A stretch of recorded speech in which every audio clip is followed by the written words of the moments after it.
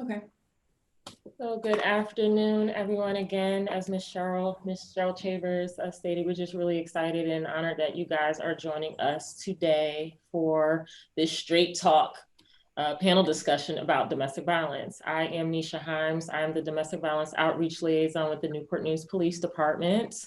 And we are doing this panel discussion just to start off the month of Domestic Violence Awareness Month, which actually begins tomorrow. Domestic Violence Awareness Month started in 1981. It was a day of unity. In 1987, it was then turned into a month of awareness and then became officially recognized as National Domestic Violence Awareness Month as of 1989 by the US Congress. So all of us in here on this panel, we are familiar with domestic violence. We understand that it's a pattern of controlling behavior, not just physical in nature, but emotional, verbal, psychological, financial, digital, various types of domestic violence. So we're here just to have a very transparent and organic conversation. And I'll just turn this over to my partner, Miss Cheryl Chambers. Hello, everyone. Once again, I'm Cheryl Chambers, Domestic Violence Specialist. Thank you so very much to our panelists. Straight Talk about DV is just that. We want to have very candid, frank conversation about domestic violence, but each of you bring a unique perspective.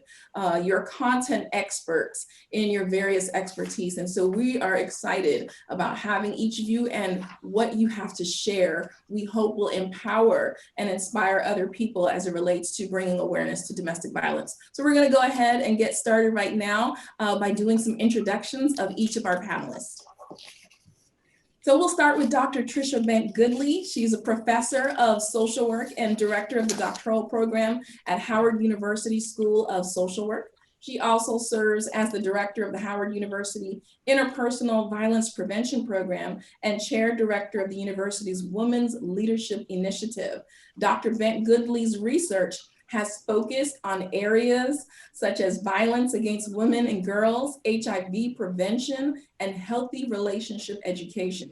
Dr. Bent-Goodley serves on the Prince George's County Domestic Violence Fatality Review Team, and she is the author and co-author of 3 books in the areas of domestic violence and social policy. And of course, Dr. Tricia Bent-Goodley has done so much more. We thank you so very much for joining us for this discussion today. Thank you, Doctor. Next, we have Mr. Joe Kelly. He is the creator of Lilies and Bloom Studios and has been a photographer in the Hampton Roads area for over 14 years.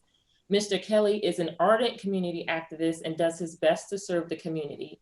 His mission in life is to at least reach one person at a time because that one person can change the world. As a single parent, Mr. Kelly is oh so proud of this accomplishment and desires of other parents to know the joys of successfully raising a child. So thank you very much, Mr. Kelly, for being here. We have also Miss Paulina Ramirez. She is a dedicated public servant with a heart for serving victims of crime. With over 10 years of experience in victim services, Paulina valiantly and relentlessly provides compassionate advocacy for juvenile and adult crime victims, domestic violence victims, and sexual assault victims. Paulina is bilingual in Spanish, has a bachelor's in criminal justice, and a master's in cybersecurity. She joined the Hampton Commonwealth Attorney's Office Victim Services Unit just this past August, and prior to that served as the Assistant Director for the Victim Witness Assistance Program at the Norfolk Commonwealth Attorney's Office. Her dedication to helping others and drive to make a difference continues to light the way for victims on the journey to survivorship. Thank you, Paulina, for being here today. And we continue on with our introductions. At this time, we'll introduce Julie Devore. She's a high school teacher in Colorado Springs, Colorado, and has proudly taught for over 38 years. She has a bachelor's degree in biology and a master's degree in theology, and is now a doctoral candidate at the University of Northern Colorado. She has written and co-authored articles published in educational journals and has spoken at national education conferences. Thank you so very much, Julie, for being here today. Next up, we have Miss Darla Timberlake. Ms. Timberlake has a master's degree in community counseling from Regent University and has been the Peaceful Choices Program Coordinator and Mental Health Counselor at the Center for Child and Family Services in Hampton for the past 10 years. working predominantly with perpetrators of domestic violence. Darla is a licensed professional counselor, a nationally certified counselor, a certified batterers intervention facilitator, and a certified traumatologist. She is the vice chair of the Virginia Batterer Intervention Program Certification Board and a member of the Hampton and Newport News Domestic Violence Task Force. Thank you very much, Darla, for being here today. And last but certainly not least, we have Dr. Saundra Cherry. Dr. Saundra Cherry is a prolific and inspiring speaker who is highly engaged in community endeavors. She currently serves as vice mayor for the great city of Newport News, Virginia, and she has chaired and served as an executive board member on a plethora of community organizations such as Link, Lilly Housing Corporation, Downtown Newport News Merchants and Neighbors Association Incorporated, and she currently chairs the James A. Fieldhouse Incorporated. Dr. Cherry has served as an educator and has a doctorate of ministry degree in clinical pastoral education from Regent University. Thank you for being here. Thank you for the invitation. I'm excited. Thank you. Well, let's go ahead and get started with our panel discussion. We're going to start with Dr. Tricia Bent-Goodley at this time. Wonderful. Thank you so much for having me. Well, we're so glad that you're here. So the question that our domestic violence team has for you is, you've been involved in research and advocacy pertaining to domestic violence for many, many years. Can you please share with us why you got into this field and why is it imperative to bring awareness to domestic violence? Wow. So I started working in the field of domestic violence as a result of being a child welfare worker. I started my career working in child welfare in Harlem, New York. And I had always learned that domestic violence didn't happen in the Black community. I was told growing up, Black women would never let someone put their hand on them. And so when I got to Harlem and I was in the community and I'm working in the community and I'm seeing this level of violence that I honestly wasn't prepared for as a beginning social worker, that's when I knew that I needed to become educated, to grow my awareness. And what's made me even more passionate today than I was back then is I knew we could do something about it. And that's why I thought this was an issue that would be really important, not just for me, but for others to be engaged in. I think people see domestic violence as an offense against an individual. Domestic violence hurts families, it hurts communities, and we can do something about it. And that's what made me decide to get involved with domestic violence. 1 in 4 women experience domestic violence. That number is even greater for Black women who've reported 40 to 45% of Black women reporting having experienced domestic violence. We can do something about it. And that's why I'm more passionate today than I was over 25 years ago when I first started working on this issue. Wow, that's amazing. Thank you so very much for your service to this field. It has made a difference. It really has. Thank you. Our next question is for Ms. Darla Timberlake. Darla, the discussion on domestic violence typically centers on the victim and strategies that victims can deploy to leave their abusive situation. When a tragedy occurs and a victim is assaulted or killed due to domestic violence, people will often say offhanded comments about the victim like, they should have just left, which hints of victim blaming, but rarely do people focus on the offender. We can stop abuse if offenders stop abusing. Should there be more emphasis on the offender/perpetrator of abuse? Well, I think there should be emphasis on both. Absolutely. It's not one person that needs healing or consequences. I think people do focus on the offender, but for a lot, I think it needs to be, you know what, lock them up, let's get rid of them. I think the focus for me, I believe, should be on let's healing the offender. That I think one of the best ways to keep victims safe is to heal offenders. Those offenders are going to go out and get another victim or stay with the victim. I think the average is 7 or 8 times before a victim leaves permanently. So they, a lot of the offenders that I work with, men and women, are currently still with their victim. And even if they do get sent away, they eventually come out and then they get another victim. So I believe very strongly in healing the victim as a way to also healing the offender as a way to also keep victims safe. I think the focus needs to be on both. I agree with the previous presenter, I'm sorry, I forget, that it is not a one person issue. It affects couples, it affects families, children, communities, and I think we should be looking at all of it. Thank you for that unique perspective as it relates to offenders. And I agree, we should be addressing both ends of the spectrum. Let's turn now to Joseph Kelly. Mr. Kelly, you've had a very interesting experience with domestic violence starting as a young child and then as a grown man. Can you tell us about both of these experiences and how they have shaped you? Sure. I've been speaking. I've worked with Ms. Helms before, and I would like to say thanks for inviting me. I really appreciate this. I think I'm the one who could actually tell the side on the side of being in both positions when you really look at it. I grew up in New York. I grew up with a family members where I got to see my mother being beat up on by people, bullies. Like even in a house, there was 5 of us. Somebody was always the bully. Someone's always pushing and someone always shoving. So it's kind of like that resonated throughout my life to where when I started getting older, that started reflecting a lot of situations on how I handle situations in life with other people. In other words, it was that bully instinct. This is mine. I'm gonna do this, and it got really aggressive. Now, in turn, as I got older, I became a single parent, and I got this thing I tell everybody. I've never really had a dad, so I don't know how to be a good dad or a bad dad. So I had to pick the choice of what type of dad I want to represent myself to be.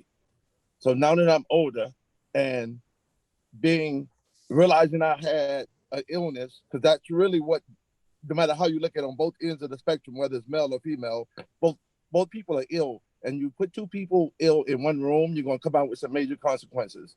I worked in a psychological field before. In a mental institution I've worked, and I've put 2 people in a room and watch it just kick off. You know what I mean? Like happens in jail, happens everywhere we go.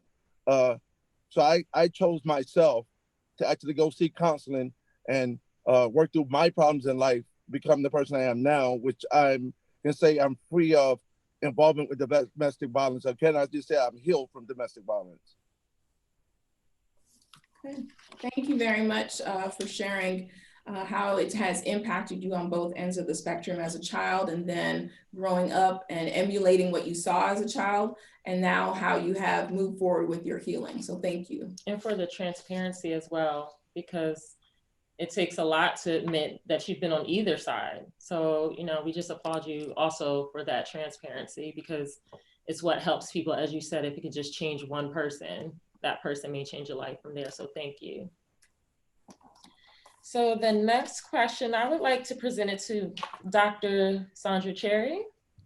As a leader in our community, what is your perspective on domestic violence, and why is this an important topic to discuss? Well, thank you again for the invitation. And truly, I come from the perspective as a leader in the local community.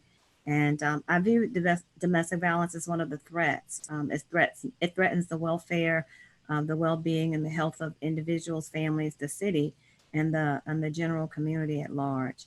It is an important issue to us as a city. It's important for us to discuss it openly in the community because it presents itself in different forms, as you've already stated. And when people speak about domestic violence, the first thought is of a physical nature. However, as we have been taught, as we have been out in the community, we've learned that there are other outlying factors that are exclusive to the physical attack. And that could include the verbal, the emotional, the financial, all of that, the control, all of that I've learned is part of the abuse. And so we have to be aware of it so that when we see it, that we don't ignore it. And what we have further come to understand is that domestic violence is a public health safety issue. It's not something that is over there. No, it's right here. It's right here in our own faces, and we have to look at it and we have to give attention to it as a city in the same manner that we would any other issue. We cannot ignore it because it does impact the individuals. It does impact families. It does impact the community, and eventually will spill over and impact the entire city.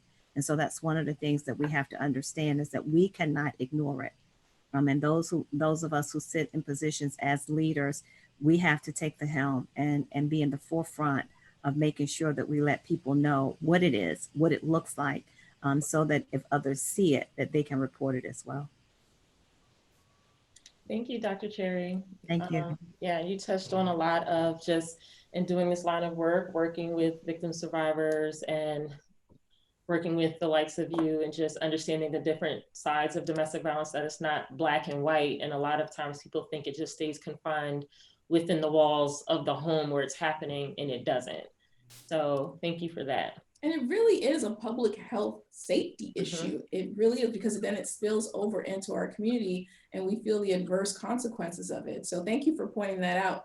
I want to turn our attention now to Julie. Thank you so much, Julie, for joining us all the way from Colorado. Julie, you have a unique experience, and I want to thank you for joining this panel and for your willingness to share your story from victim to survivor. Can you tell us a little of your story and your journey to overcoming domestic violence, please? Sure, thank you. I really appreciate being a part of this panel to help bring this to light. I was a victim for over 15 years, as well as my children. I came from a very loving home. My parents were teachers. I grew up on a farm. I didn't know what domestic violence even was. I went to college. I went to a Christian college. I wanted to be an Army doctor. But at the age of 19, I was diagnosed with ovarian cancer. Was put on chemotherapy. I didn't get to live out my dream to become an Army doctor because of that. So I think my self-esteem was very, very low when I met my future husband, who was much younger than I was, but very charismatic. He was a zealous Christian and a gospel singer. And I bought into that, and we got married at a very young age and didn't think I would be able to have children, but I ended up having 3 right away, which was rather miraculous. But the pressure of being a young parent and having a family, Dr. Jekyll turned to Mr. Hyde very quickly. And it started out with breaking things and putting holes in the wall and those kind of things. And then it turned to me, and then it turned to the children. And I was always taught you don't divorce no matter what. And I had never had any experience with domestic violence whatsoever. So I thought I was doing something wrong. We were isolated. He isolated us from my family, from the outside world. We had no telephone, no radio, no TV. The only reprieve I got was going to work, and he did not work. And he would take my money and the car keys as soon as I got home. And it just went from bad to worse. And it took over 15 years, actually. Tried to escape many times. I apologize for my dog. I tried to escape many times with the children, and it just seemed he would find us and we'd come back to the same situation. He was even arrested at one time after beating me black and blue with a board, and I'm sure I had a concussion. But I was sent back we lived in a little town, and the sheriff just sent me back. Sheriff deputy sent me back home with my kids. We were isolated for a little bit from him, but his brother was a sheriff deputy, so he got him off with no consequences whatsoever.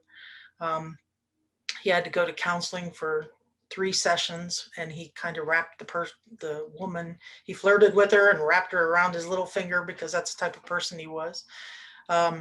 Finally, a coworker helped me realize that this was life or death, because it was getting to that point, and helped me plan an escape with an old friend of the family. And we were able to escape and go down to Florida, where my parents and my sister were. And the worst thing about it was, because I didn't get any help, financially, I had 3 kids. I went back to teaching, but couldn't make it financially, and I ended up right back with him, even after being separated for that long, because I thought he changed. You know, I was a good Christian girl, I forgive, and he talked me back into coming back, but it didn't last very long. My kids were older. We saw the monster rearing his head again, and we got out of there for good. Since then, I've gone back to school. I've gotten 2 master's degrees, and I'm working on my doctoral dissertation. I've been teaching now for many, many years. My children are very successful. One has her master's in divinity and she lives in Poland. She's getting a master's in international development. Another one is getting her master's in wilderness counseling. And my son is a very successful entrepreneur. And they all suffer, though, from PTSD. I will say we still carry the consequences with us. But we are survivors, and we have gotten out of it. Unfortunately for my ex-husband, I do believe he's mentally ill and needs help, but he will not find that help. He's unwilling to get that help. So, but we have succeeded.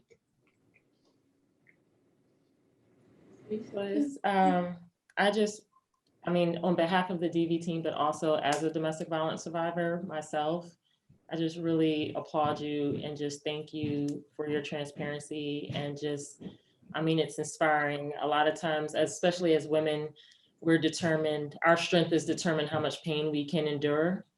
And I just applaud you just for not just surviving, but your master's degrees, your children, you know, and still even through the PTSD and it affects you. It's always a part of your past, but it didn't define you. It didn't break you. So just thank you very much.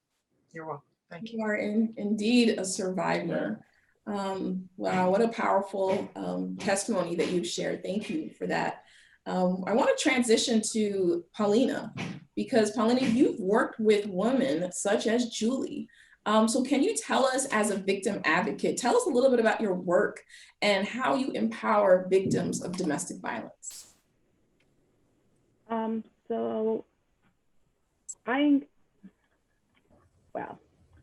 I just transitioned to a new office, you know, I'm pretty much advocating for different type of victims as of right now. But I do remember when I started back in Norfolk 10 years ago, my focus was literally almost for an entire year just dealing with domestic violence victims.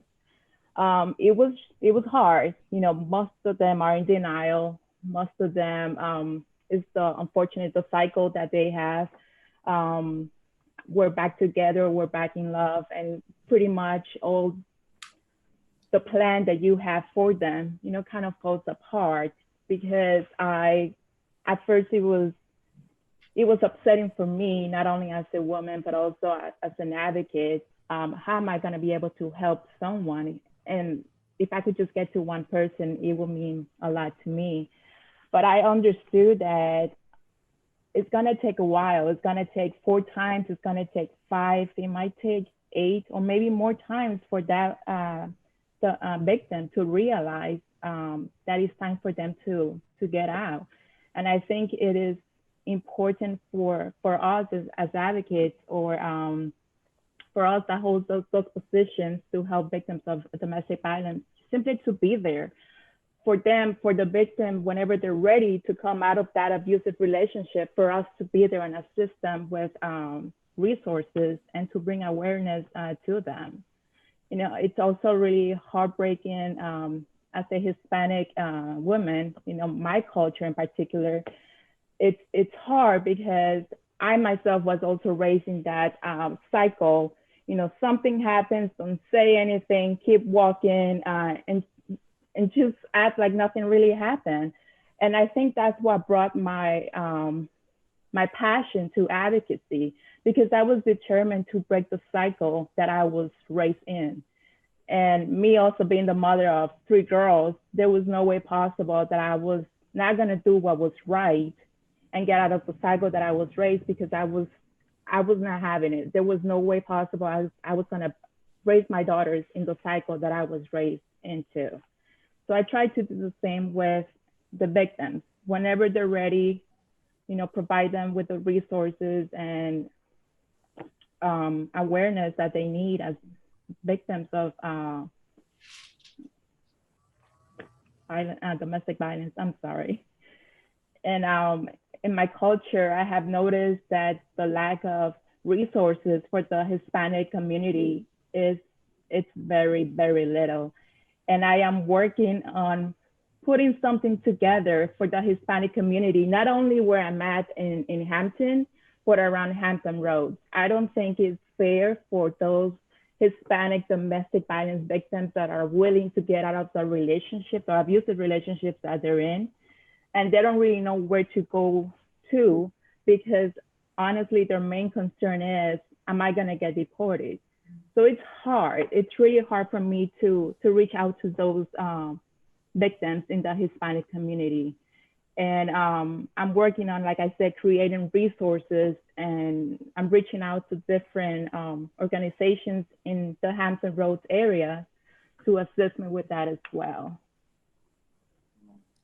Thank you so very much, Paulina. Ms. Himes and I were new to the Newport News Police Department as victim advocates. And we just want to thank you for what you do. You're in the trenches, working with victims, inspiring them and empowering them. So thank you for that very much. Yes, Thank I you. agree. Thank you for having me. I've known Paulina for quite some years. We worked together in Norfolk, and I've seen firsthand just the very ferocious with the advocacy. And I mean that in a good way, just relentless and never giving up. So I do appreciate what you have said and just your work, period. And you've touched on a lot of things that we're going to be asking you later on in this discussion. So we will get back to that. But the next question I would like to present to Dr. Tricia Bent-Goodley.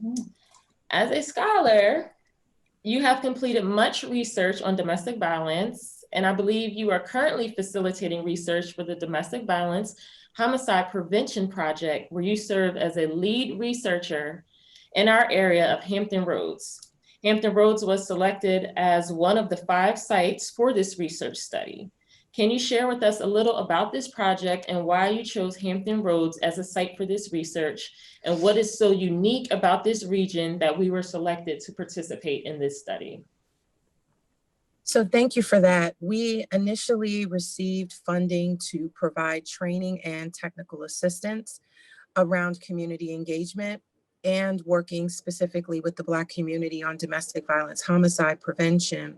This funding was received as part of a demonstration initiative, a national demonstration initiative through the Office on Violence Against Women in the Department of Justice. And so part of our role was going out and providing training and technical assistance in 5 cities across the country to really kind of help those cities to build their community engagement response and to learn more about what domestic violence homicide looks like in the Black community and how to better respond to it.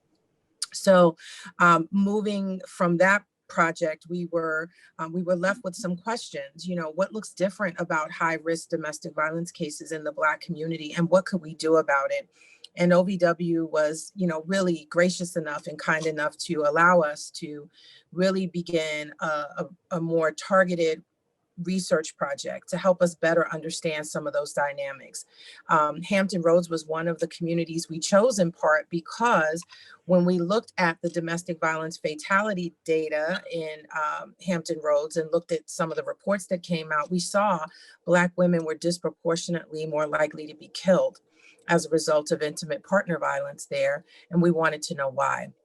And so we're now in 5 other cities, really examining that, asking those questions. The national numbers tell us the same story. Black women are 2.5 times more likely to be killed by an intimate partner compared to other groups of women. And so we really want to make sure we understand those dynamics and what it is that we're seeing and why. And so some of the particular challenges that we know is that for many women that are at the highest risk of being killed, they're often not going to our formal provider systems. They're not trusting our law enforcement. They're not trusting the court system. They're not trusting that we're going to have amazing advocates like the one that we all just heard from, who are going to understand them, know their story, and provide culturally specific supports and safety planning to help them know how to engage and what to do, whether they stay in the situation that they're in or whether they choose to leave it. So because of some of these systemic barriers, we find that it really does create a level of risk that unfortunately turns into death for some survivors. So our goal with this project is to hear from communities about what high risk means around domestic violence and how we can begin to prevent domestic violence homicides, understanding from the community perspective what a high risk domestic violence case is and how our systems can be more responsive. That is amazing. And it's alarming at the same time that our area was selected as a site because of the high risk. And so we're very interested in the outcome of the study, what some of the limitations of the study were, and just your results. So we cannot wait to get a chance to review that so that we can implement strategies to prevent homicides, domestic related homicides from occurring in the future. So thank you so very much, Dr. Tricia Bent-Goodley. Really, really appreciate your incredible work. Thank you. Thank you. All right, so let's go back to Darla Timberlake. In a previous meeting with our domestic violence team, we want to thank you. You took some time when we first came on board to meet with us and tell us a little bit about your program, but you shared a quote that really resonated with Ms. Himes and I. And you basically said, as it relates to offenders, you said their problem today was their solution when they were young. I'll say that again, their problem today was their solution when they were young. Can you share with us the thought behind this ideology and what the community can do to break the cycle of abuse, please? Yes. And as we're hearing with a lot of these stories, domestic violence is very much generational. It's very much generational. And we do a complete trauma assessment on every client that we see at the Center for Child and Family Services. But with the domestic violence perpetrators, we're seeing there is an extremely high percentage of childhood trauma. And they created coping that was about survival for them. And there's what they had to do to survive as a child is now this armor that they're wearing, right? And it may have helped them survive then, but now it's getting in the way. It's getting in the way of relationships and jobs and peace and health. And but they're doing what they know, and until they know better, they can't do better. And until there's healing, most of these perpetrators were at one time a victim, whether it was witnessing domestic violence, which the research is showing there's a lot more adverse effects from witnessing domestic violence as a child than actual violence against you as a child. A lot more mental health issues, a lot more adverse effects. So they have built up this armor, and it was all about survival. And now it's almost like a PTSD response. Any similar trigger that has to do with that childhood trauma, it's a PTSD response. And when we can get healing for that, and there is healing. There is healing. This is my favorite population to work with. I mean, I have my own, practice that I see clients of all walks, but the perpetrator is my favorite. When they walk in that group, and 99% are court ordered, they don't want to be there, and they walk in, and I'm the Antichrist, and and they sit down, and this crap doesn't work, and I see a hurt little boy or girl. I mean, we've got 2 full groups where women are the perpetrators of domestic violence. It is not just female victims by any means. And that's a whole nother topic because it's very much overlooked and it has a whole lot of other layers. But it's changing the perspective. It's not what's wrong with them, it's what happened to them. And changing that perspective and being able, for me to set my judgment aside to see a hurt little boy. And that's my goal, is to get to that hurt little boy that's in there. And when I can get them to connect to that 4-year-old or that 6-year-old or that 8-year-old, and when I can get them to cry, I'm like, yes, I'm in. But so that's where, their problem today was their solution then. And it's not what's wrong with them, it's what happened to them. And yes, they deserve consequences, absolutely. And they deserve healing.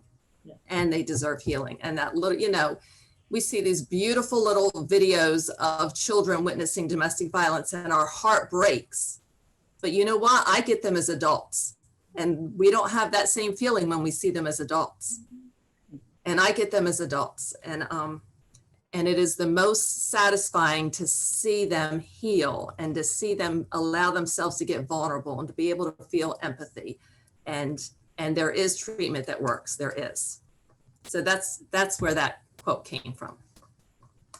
Thank you so much, Ms. Darla. I mean, Cheryl and I have repeated that quote. I don't know how many times since you first said it to us, and we've often had conversations, even as recently as earlier this week, where we talked about the work can't be lopsided. You know, No. we can't work on just getting the victim to safety and getting them counseling and getting them support groups and things like that. And then no one is asking the offender, you know, what happened to you? How did you get here? What can we do to help you? And if this person, male or female, does not get help, then there will just be another victim later down the line who again will get all of these resources, and then this person still has not been, you know, treated or just even asked, what can we do to help you? So just thank you for being on the other side of the fight, because not too many people would do it.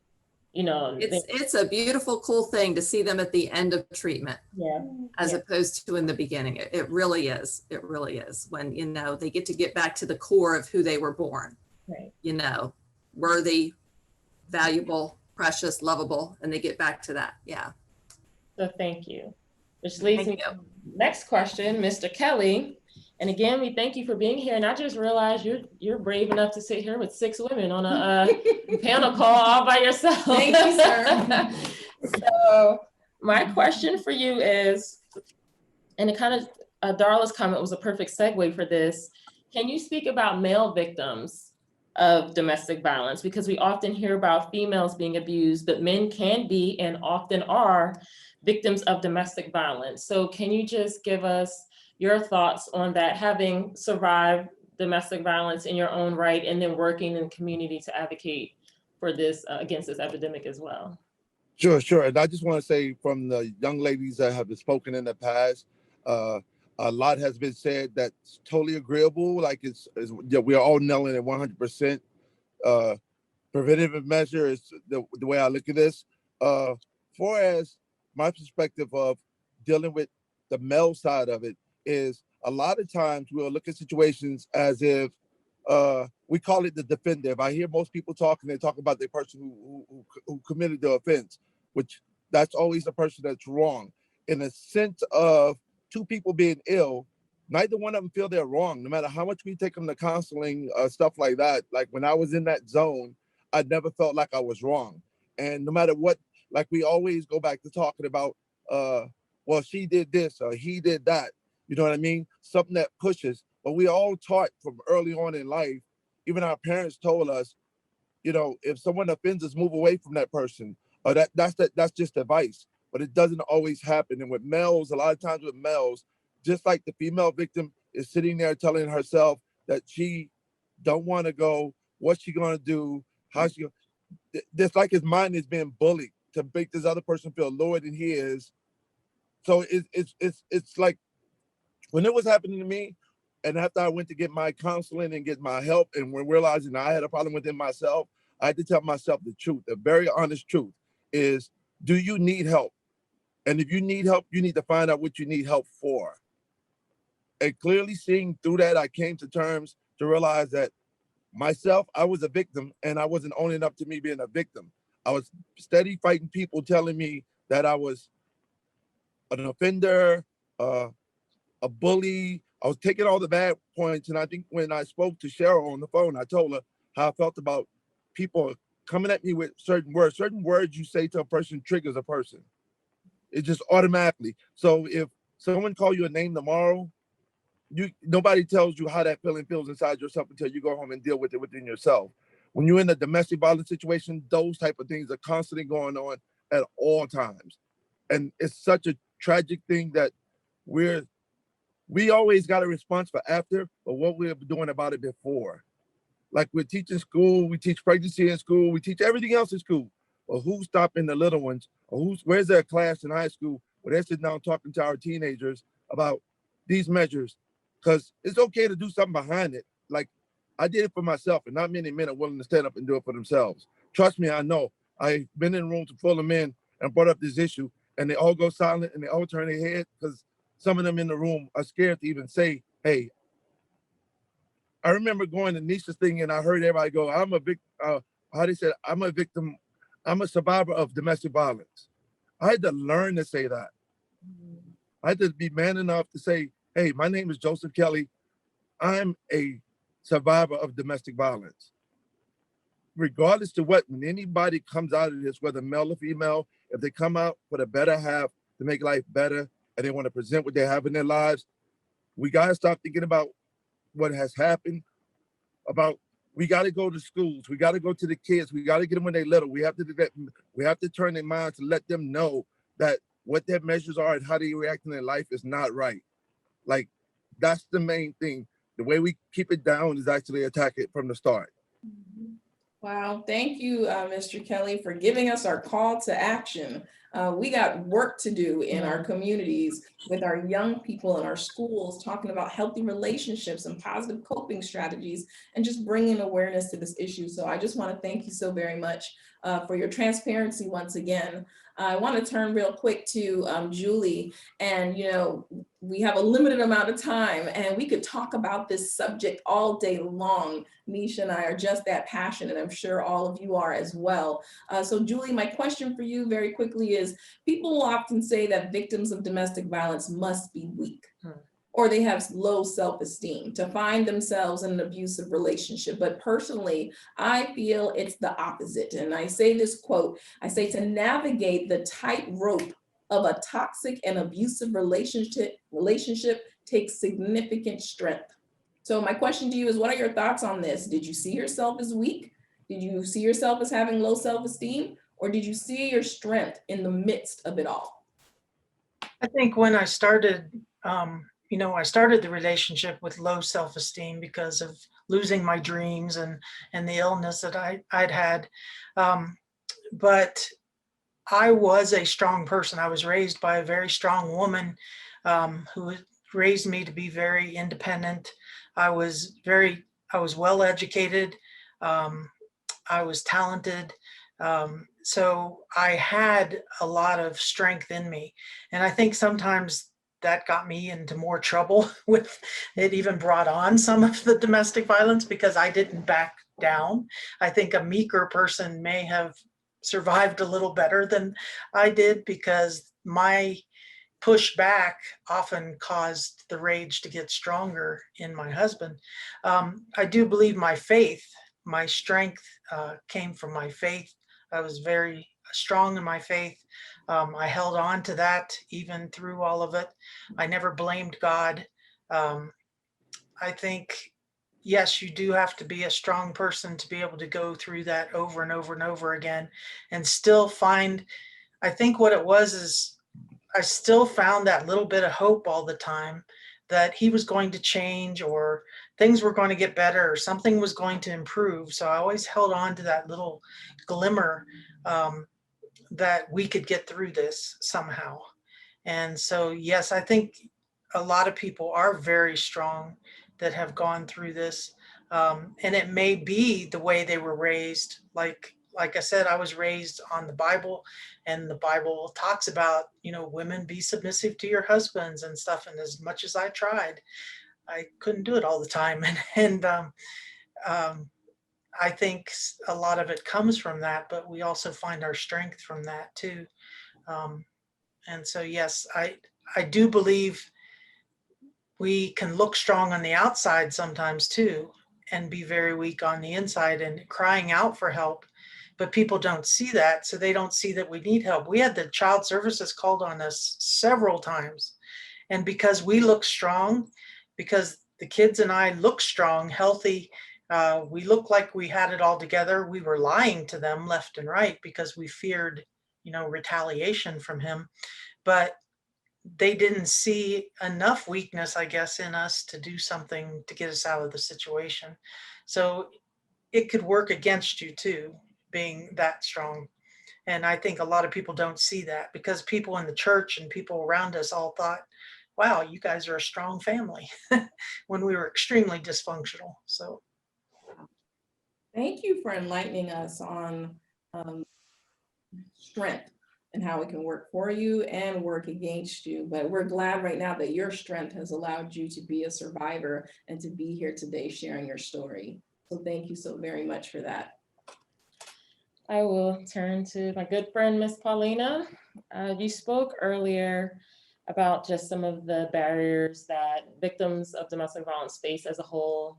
You talked a little bit about how oftentimes a victim will go back, 4 times, 5 times, 8 times, however many times. So as an advocate, we see that a lot, where a lot of times we're just there to plant the seed and just hope that something blooms from it, whether it's the next week, next month, next year. So my question to you is, as an advocate, what are some of the things you find most frustrating about your work in the field of domestic violence awareness advocacy? I think the most frustrating part for me is when I'm in court with the victims and we are all ready to go forward and then they just recant. And there's pretty much nothing we can really do. If they're not ready to go forward, they're not ready to go forward. It's also upsetting to see some victims that you see them every week. And unfortunately, some of them will just play with the system. It's upsetting, that they take the time to ask for help. The help is provided to them. And we have the officers, advocates, everybody ready to assist them. But then, to some victims, not all of them, it's a game, when we get to court. And then I feel that we could use those resources and the time to provide to the victims who are really, willing to go forward instead of the ones that they really don't want to do anything. I mean, how do we stop that? I really don't know. It's already hard for some victims to just go to court and just be there and do what's right. But, on the other hand, you also have the ones that they just go and they have this whole per se attitude, just for lack of a better term, and say, I'm just here because I just got a subpoena. I'm just here because I don't want to get arrested, but I'm not going to testify. We're back together. That's very upsetting to me. I can understand the frustration, and thank you for your response and for just being so candid and honest about that. And so I'm going to turn to Dr. Cherry because we want to continue on this theme of some frustrations. And in our work here at the Newport News Police Department and working with family members, oftentimes family members and community members are frustrated. So my question to you is, what do you say to family or community members who are angry and frustrated with their loved one who is caught up in the cycle of abuse? What do you say to them, Dr. Cherry? We have to understand that the person who may be in the cycle of abuse, what they see and believe may actually be obscured by the perpetrators. And you've heard that already from some of the other panelists. But the perpetrators continue to woo, especially during that honeymoon phase of domestic violence. And the victim really wants to believe that, the irony of love is that love is patient and love is kind and love thinks no evil, love bears all things, love never fails. And so it's hard for the victim to see what the family members or what someone from the community is saying, like, this is crazy, because they say, no, because this is what love is. Love, I'm supposed to do this. And so what we have to understand is that we as families and communities, we have to be patient, because until they see it, and sometimes until they're ready to see it and come out of it and for the change for themselves, we're going to continue to be angry and frustrated. And what seems to bring about the anger and frustration is that maybe we're able to see more clearly because we're not in the midst of it. But they can't see it because they're attached to that. There may be some type of emotional attachment or a fear that if I let go of this, what do I have left? So I think it requires us to have patience, but to walk with them and to let them know that we're here for them. And when they're ready, that we're ready to move forward with them. And even though, as the young lady was saying, they may get to court and say, well, no, we're back together again. That's very frustrating, but we still have to walk with them because they may end up coming back to us. And we're not the ones to say, I told you so. But when they're ready, say, okay, if you're ready, I'm ready to walk with you and help walk them through that. So we have to be patient. That is so true. We have to walk with them and we have to be patient. Thank you. Yeah. That was very nicely encapsulated. Turn it over to Ms. Himes. I was going to say that was a drop the mic moment, but she said it much more professionally than I intended to say it. So thank you for that. Thank you. I was going to say, oh, okay, Dr. Cherry. Okay. Okay. So to go back to Dr. Tricia Bent-Goodley, just as someone what we would consider a leading expert on the topic of domestic violence, what would you say are 3 top strategies that the communities can employ in the quest to diminish the impact of domestic violence? Thank you so much for that question. And I will tell you, I first of all loved the previous response. What an amazing response. And it sort of answers your question a little bit.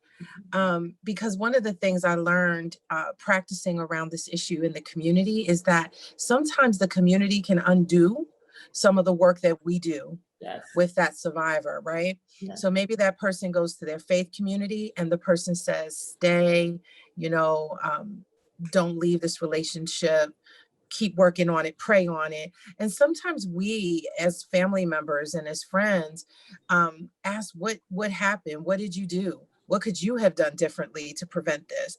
And so sometimes we end up in some ways encouraging people to stay in domestic violence relationships and undoing some of the learning around domestic violence. So one of the things that I'll say, I just want to give folks maybe 3 things to think about, is we as a community need to be more informed so that we can address these issues and speak life to people and encourage them to be able to be safe and healthy and well and whole, and that exists in many of our families and across our communities. So we can be a part of reducing the stigma of domestic violence and really helping people to move towards healing and getting the help and the support that they need. The second recommendation that I would have is that, we have to have providers who get us. We have to have people who understand us. And so being able to have providers in our community who really understand the different language within our communities, understand the way that we talk and what our expression looks like, have examined their own stereotypes, and really understand how to show up for people in a helpful way. I think that can create some additional opportunities. So having culturally competent, gender-specific services in our communities will help. And then the last recommendation is we've got to heal some of the connections between formal provider systems and our community members, right? So we've got to heal relationships with law enforcement. We've got to heal relationships with our child welfare system, who can be a big part of folks staying in domestic violence relationships. We've got to heal some of these relationships with formal providers, and they've got to do that with us so that they become an option. Because if we have reduced options, then folks oftentimes, just don't know where to go and how to get the help that they desperately need. So those are just 3 things that I would consider, some that we can do in our community ourselves, and others that require systems to be more responsive to us. Thank you. Those 3 things were power packed. Yeah. Trying to jot everything down. I'm glad this is recorded. We can go back and I know. I'm like, what other questions do we have? Dr. Tricia Bent-Goodley just answered everything at this point. Oh my goodness, I love you too. And so, we're going to be wrapping up shortly, and I definitely wanted to give Paulina an opportunity to talk a little bit about the Hispanic community. And then after that, can we get a closing statement from each of our panelists? Just what have you learned from this process that we're going through? What are some takeaways that you would like those who are viewing this to take from this discussion? So Paulina. Ooh, I'm sorry, I couldn't hardly hear you. Repeat the.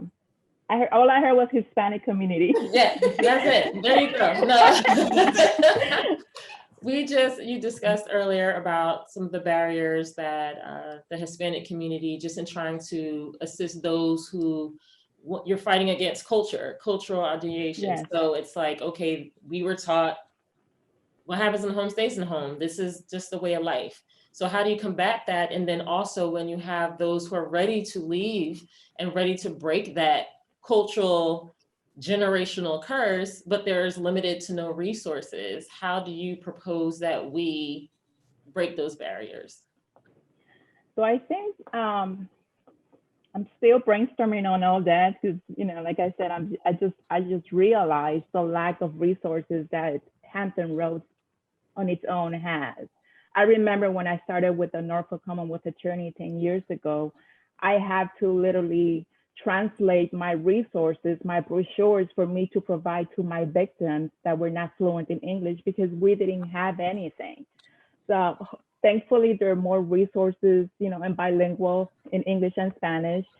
But I think we have to work together as a whole, as a community, and come together in our different cities and just share our resources to, I guess, compile everything and have at least just one. And share with it, you know, Norfolk, Newport News, Hampton, Suffolk, everywhere. I'm reaching out, like I said, to the only radio station that we have here in Hampton Roads, a Hispanic radio station. I reach out to them to see where is it that we have the most, the largest Hispanic community per se. I believe it's Norfolk, I'm not sure. I do know there's a huge population in Newport News, if I'm not mistaken. There is one in Hampton, but I'm not sure how big it is. So, you know, right now it's just baby steps. So any ideas, any resources, call me, let me know, email me. You have my contact information and we can definitely work together. I think that's the starting point. We should work together and just compile all the resources to see how we can better assist victims of crime in the Hispanic community. Thank you. And we have been seeing that those barriers just firsthand when working with the police department, and we are often getting phone calls from officers while on scene. And it's hard if the person that they're assisting has very limited to no English. Right. And it's to the point where, as you know, I'm trying to learn Spanish just to be even able to say, are you safe? Are you okay? So Right. fun fact, Paulina has been helping to tutor me in my Spanish. I'm just throwing that out there. So, but yes, we will definitely collaborate and just bounce off ideas and resources and things like that. And that way we can work together to help this Correct. community. So I think the biggest barrier in the Hispanic community is the fact that they're just fearful that they're gonna get deported. yes, That's the number one. yeah. That's the number one. It's unfortunate, and most of the victims, they stay with their partner because of the same reason. They don't have anywhere to go, and it's unfortunate. You know, that's the number one reason why they don't come forward in the Hispanic community. So we definitely have a lot of work to do in terms of our outreach for underserved populations. So thank you very much for giving us some talking points going forward. And I feel like we could do this panel, like have a part two. Yeah, part two, like with We the same should. people. We should. Joseph has said he's ready. He may need some backup with like another guy or something, you know, but. No. I You're got good? this. I got this. Oh, you got it? Okay. You got it. Well, Okay. before we wrap up, I just want to give everyone an opportunity, just very briefly, what did you learn from this discussion, or what do you want someone to take away? So we'll start with Darla. Tell us from your perspective, please. I think what I'd like people to take away is the holistic part of this, and that one way to keep victims safe is to heal the offender. That's what I'd like a takeaway to be. Thank you. Thank you. That was well said. And Julie? I think I've gotten a lot out of this. It's very comforting to know there are so many people on your side, and helping to solve this problem. And what she just said about the perpetrators need healed also. And through all of it, no one ever gave my husband a psychological evaluation, and he could have really benefited from that, I know, to this day. And I want to thank you for bringing this to light and including me into it. But to know that the community needs to be more aware of it. The people who look very strong can be very weak and be going through things. And I've learned that through teaching high school. There are kids that come to school that look really strong and look like they have it all together, and find out, their father's prostituting them at home. And I've been through a lot of those situations. So always be looking out, everyone, for your community, your neighbors, everyone that you know. Just always be looking out for signs where you can help them. Wow, that Thank was you. powerful. Thank you so very much, Julie. Turn to Joseph. I guess my closing thing would be to say, look, it's very few times in life where you sit around a panel of people, you all find out y'all all have the same interest, the same mind, the same goal to work towards the same dream to making things real. And I really appreciate everybody came in and brought their part. There are people here that I'm sitting with that have degrees, master's degrees, have worked on this. There's a difference when you kind of like in things and you learn things. Yes. There's a huge difference. Yes. So I really appreciate being a part where I could give to being in things to now we can start teaching things. Right. Like I said before, Nisha and them know I'm a community activist. I do these shows. I got my own little shows that I do in town. But my main goal is to keep young Black men off the streets from creating any type of violence, whether it be domestic violence, robbery, just young Black men, a resource for young Black men. So if any one of you panelists got a young Black man that's an artist, that's looking for any help, I'm quite sure you can reach these young ladies and get them to me. But if I think that we gotta focus on young Black men, let me take color out of it. We just need to focus on our younger generation to take a big notch out of this domestic violence crisis that we have. If we can stop it, prevent it in the beginning, we'll be all right on the inside of it. Other than that, I really appreciate that. Always, when y'all need me, I'm here for you, 100%. Thank you, Joseph. We will definitely be calling on you. You got your cell phone number and everything. So remember you said this today when we're hitting I got you. I'd be like, remember you promised. So, okay. But this is passionate to me. Y'all know that. I know. It's very passionate to me. I appreciate you. So thank you. And Dr. Cherry?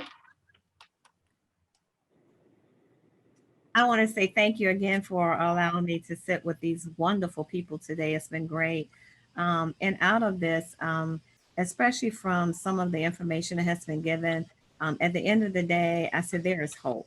Mm-hmm. There is hope because we have some dynamic people who are advocating and educating the community. And so I just think it's really important. I want to thank Paulina for sharing the information about the Hispanic community and Dr. Bent, her last name again? Bent-Goodley. Bent-Goodley, yes, definitely.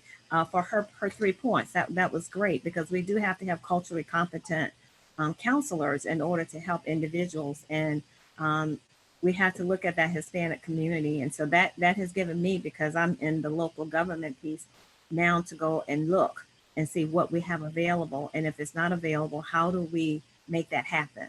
That's really critical because we don't want anyone out on the scene and not being able to communicate with those individuals. So I want to check to see what we have available. So that's been helpful for me. But lastly, I just want to make sure that we continue to advocate and let our young people know that there are safe places, there are safe spaces, there are people that they can trust when they're in a domestic violence situation, or just to know what it looks like. And the young man said, start early. We can't wait till they become teenagers because things happen when young people are young. And as Julie shared, it happened in the home and you not even know it unless you say something and you're aware of it. So I just want to say thank you for allowing me to be a part of it, and want to make sure that I will do what I can to help our department, the Newport News Police Department, our city, our community at large, make sure that we have what we need, the resources that we need in order to make this a safe place to live, work, and raise a family. Thank you. Thank you. Awesome. Thank you so very much for being a part of this panel discussion. And we have Paulina, if you could just wrap it up for us, please. Oh, did we give Dr. Tricia Bent-Goodley an opportunity? Okay, well, go ahead, Paulina, and then we're going to segue right to Dr. Tricia. Okay, just basically, I always say awareness is the key. Awareness is the key, and as an advocate, you know, I think it's important for me to continue to do the job that I do, to bring hope to the victims of domestic violence, and to let them know that they're not alone, and that there are resources and people out in the community that are willing to help them when they're ready. And it's just gonna be when they're ready. And as of me, just to continue to do the work that I do to better myself and to help those that are in need. Awareness is the key to everything. Thank you. Thank you. And Dr. Tricia Bent-Goodley, to close us out right before we give our final adioses. Well, See listen, what I did there? you did a great job. Thank you. I worked real hard on that. Thank you. Thank you. Well, just again, I want to say thank you to both of you for having this and have, you know, allowing us to come together and share our thoughts. I want to end as I started. We all can make a difference. Everybody has a role, no matter who you are. You can do something to bring change to this issue. It's not about, you know, planning an event or doing something huge. It could be just how you live your life and sharing with others how we can be positive, healthy, and helpful to each other. So I just want to encourage anyone who's listening to think about the role that you can play in being a solution to this issue in our community. You can make that difference. Thanks again. Yeah, thank you so very much. We've had an amazing time. We've learned so much throughout this dialogue, and we're just so grateful for each of you taking the time out of your professional day to join us in this discussion. So thank you so very much for participating in Straight Talk about DV. We're hoping that we can have some more of these discussions in the future, and we're just grateful for each of you. And just want to remind those who are listening, within your sphere of influence, you can do something about domestic violence. It doesn't have to be large, like was mentioned before, just something small, a word of encouragement to someone, finding out what resources there are in our community so that we can impact change. So thank you all so very much. Turn it over to Ms. Hines.